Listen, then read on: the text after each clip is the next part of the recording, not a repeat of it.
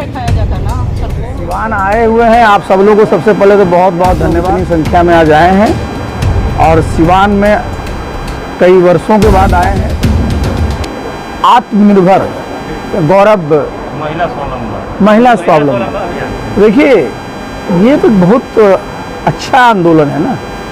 देखिए एक तो आप देखिए देश में प्रधानमंत्री जी का क्या है कि हम लोगों को आत्मनिर्भर भारत बनाना है। और आपने देखा होगा कि अभी जो पूरा का पूरा देश में जिस प्रकार से आत्मनिर्भरता पर बल दिया जा रहा है।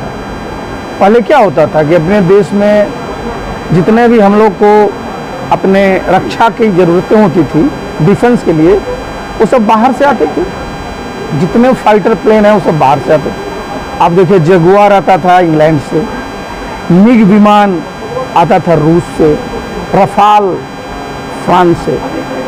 आप देखिए कि प्रधानमंत्री का जोर है कि हम लोग को हर एक क्षेत्र में आत्मनिर्भर होना है।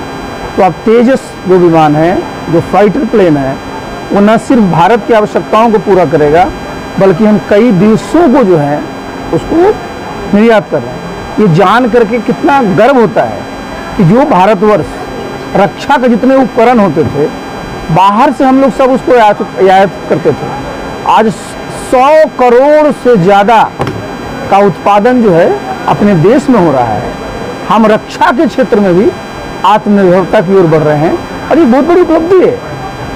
जब पूरा का पूरा जो जोर ही आत्मनिर्भरता पर है तो आप समाज में जान लीजिए कि आधी आबादी नारी शक्ति की है, तो वो भी आत्मनिर्भर हो। आत्मनिर्भर कैसे होंगे? जब उनको भी एक आमदनी का जरिया होगा, वो भी जो है आमदनी कर पाएंगे। और इसलिए भी जरूरी है कि देखिए आदरणीय प्रधानमंत्री जी ने क्या संकल्प रखा है भारत के लिए। आपने परसों ही देखा ना बैठक हुई जो नीति आयोग की, उसमें क्या है संकल्प कि भाई 2047 तक भारतवर्ष को आए, माने समझिए अंतर्राष्ट्रीय स्तर पर अगर आप देखिए तो $14,000 होता है प्रति व्यक्ति आय। और अपने देश में अगर आप देखिएगा तो भारत की जो आय है वो मुश्किल से $2300 है। और जब 2047 में विकसित भारत बनना है तो जो संकल्प रखा गया है कि अंतर्राष्ट्रीय स्तर पर भी जो हमारे विकसित देश हैं उसके बराबर हम लोगों की आय होनी चाहिए। तो 2047 तक भारत में जो औसत आय है प्रति व्यक्ति वो करीब करीब $18,000, मतलब अगर रुपया के टर्म में देखिएगा तो 15 लाख होना चाहिए। इसको जरा गौर से विचार करिए कि प्रधानमंत्री जी की सोच है कि 2047 तक जब भारत विकसित राष्ट्र बनेगा तो प्रति व्यक्ति आय भारतवासियों की 15 लाख प्रति व्यक्ति होगी, जो आज की तारीख में 1,82,000 है। लेकिन हम लोग आज सिवान में हैं। सिवान जो है बिहार का हिस्सा है और बिहार राज्य का जो प्रति व्यक्ति आय है वो जान लीजिए सिर्फ और सिर्फ आज की तारीख में 54,000 है। अब प्रधानमंत्री जी कह रहे हैं कि अगले 22 सालों में या 23 सालों में प्रति व्यक्ति आय होनी है 15 लाख और हम लोग हैं 54,000 पर। मतलब बिहार में इतना संपत्ति पैदा करना पड़ेगा, इतनी लोगों की आमदनी बढ़ानी पड़ेगी कि 30 गुना जो है हमारी संपत्ति बढ़ानी पड़ेगी, तब जो है जो राष्ट्रीय स्तर पर जो भारत का औसत आय होगा उसके बराबर हमारा बिहार भी होगा। ये आप समझिए कितनी बड़ी चुनौती है और चुनौती को स्वीकार करना ही तो भाई ये सबसे बड़ी जिम्मेदारी होती है। और आज अच्छी बात है कि केंद्र में भी एनडीए की सरकार है, बिहार में भी एनडीए की सरकार है, दोनों सरकारें हैं और दोनों का को ब्लूप्रिंट के साथ काम करना है। और हम लोग जितने बिहार के लोग हैं, जितने सिवान के लोग हैं, सब इसमें मदद करेंगे। और महिलाओं की भी तो जब आधी आबादी है तो उनकी भी आमदनी को बढ़ाना पड़ेगा। भाई 15 लाख प्रति व्यक्ति आय करने के लिए तो महिलाओं की भी तो की प्रति व्यक्ति आय बढ़ानी पड़ेगी ना। तो ये बहुत बड़ा अवसर है हम लोग के लिए। और बिहार में जान लेते हैं कि बिहार से अच्छी उपजाऊ शायद ही कहीं है ज़मीन। हमारे लोग इतने परिश्रमी हैं, हमारा 14 करोड़ के आसपास लोग, इतना बड़ा मार्केट है। हम लोग कमी रहती है सिर्फ जिसको कहते हैं पूंजी की, कैपिटल की। क्योंकि आगे जब आमदनी बढ़ेगी वो कैसे बढ़ेगी? शहरीकरण बढ़ाना पड़ेगा, औद्योगिकरण बढ़ाना पड़ेगा, नए नए उद्योग धंधे लगाने पड़ेंगे, तभी ना लोगों की आमदनी बढ़ेगी। और इसके लिए जरूरी क्या है?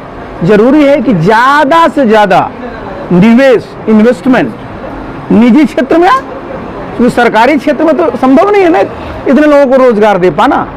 तो ये जो हमारी महिलाएं हैं, जब इनको प्रशिक्षित करिएगा, जब इनको हुनर दीजिएगा, निश्चित रूप से इनका भी जो काम करने का जो अनुभव रहेगा उसका लाभ इनको तो मिलेगा ही, साथ ही साथ समाज को मिलेगा और हमारे प्रदेश को मिलेगा, और हमारे प्रदेश को मिलेगा तो देश को ही मिलेगा। और ये विकसित भारत जो 2047 तक बनना है, उसमें अगर आप देखिएगा उसका जो एक तैयार हुआ है खाका, तो विकसित भारत तो तभी बनेगा ना जो विकसित गांव बनेगा।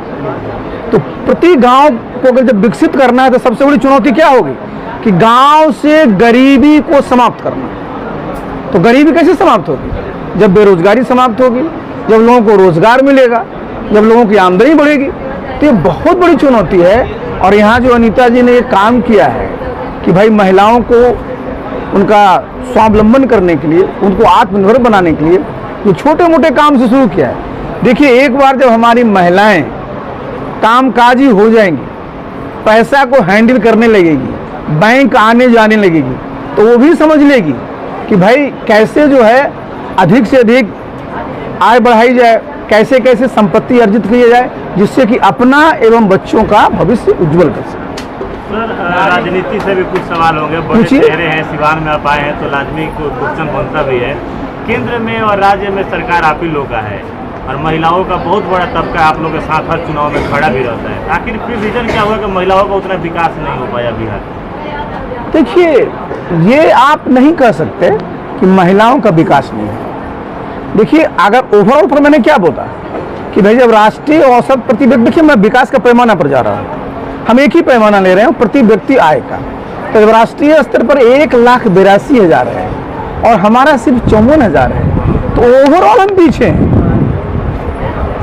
तो समझिए ना, तो महिलाएं तो हैं ही, मतलब ओवरऑल भी हम पीछे हैं। अगर आप देखिए, अगर जो हम 54,000 की बात बोल रहे हैं, 54,000 में भी अगर सिवान का अगर निकालिएगा ना प्रति व्यक्ति आय, तो मुश्किल से 35,000 से 40,000 होगा। तो ये कहना उचित नहीं होगा कि महिलाएं पीछे हैं। महिलाएं पीछे नहीं है। अगर आप देखिएगा कि हमारी जितनी महिलाएं हैं बिहार में, इसमें से ज़्यादातर महिलाएं कामकाजी महिलाएं हैं, या तो खेतों में काम करती हैं, दुकानों में काम करती है, और कहीं नहीं भी काम करती है तो घर का संभालती है।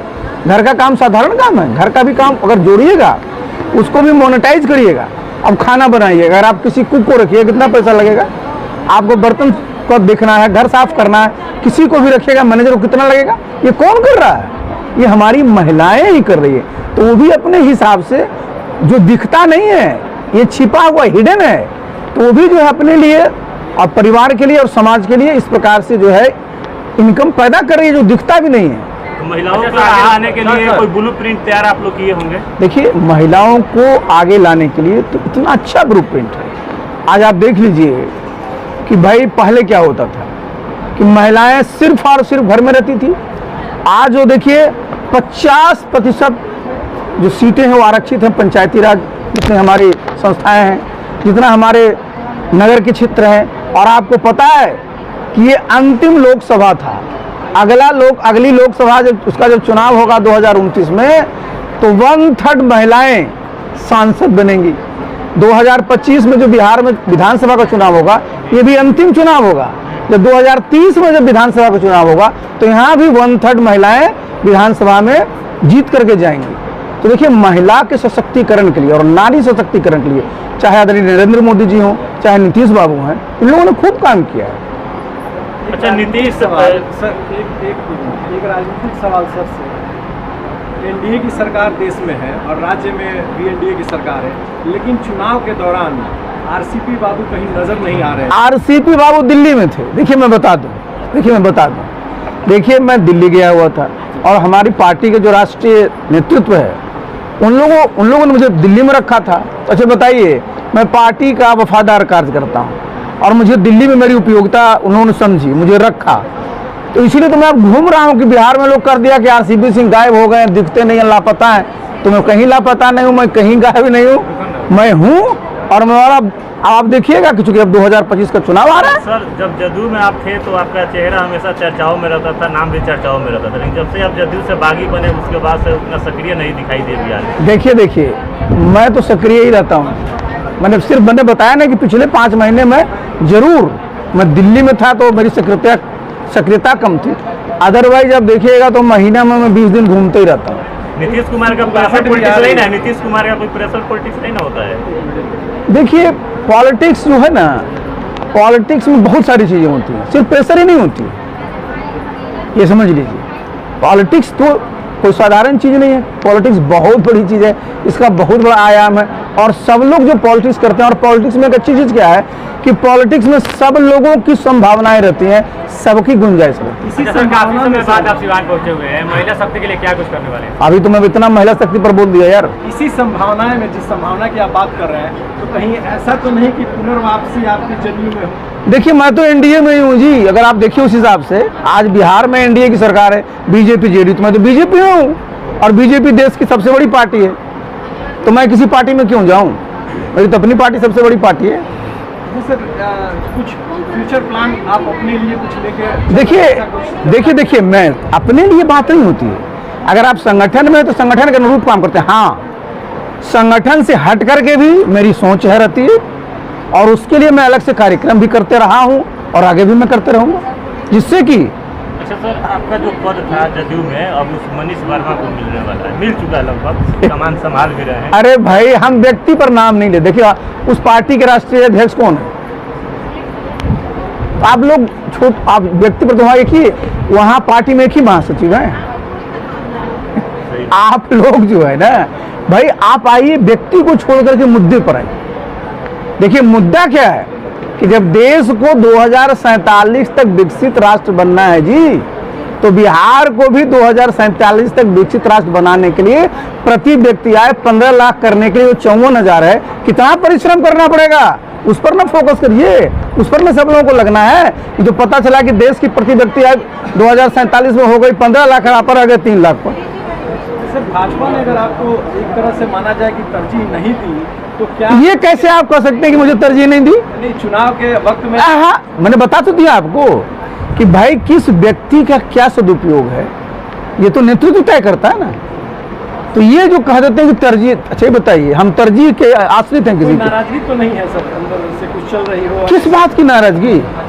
देखिए अच्छा देखिए नाराज क्यों होइएगा जो बताइए, नाराज क्यों होता आदमी? अच्छा ये बताइए मुझे क्या नहीं मिला है जी, मैं तो केंद्र में मंत्री बन चुका हूँ, क्या बचा जो बताइए, तो मैं नाराज क्यों होगा? हमेशा संभावना करने के लिए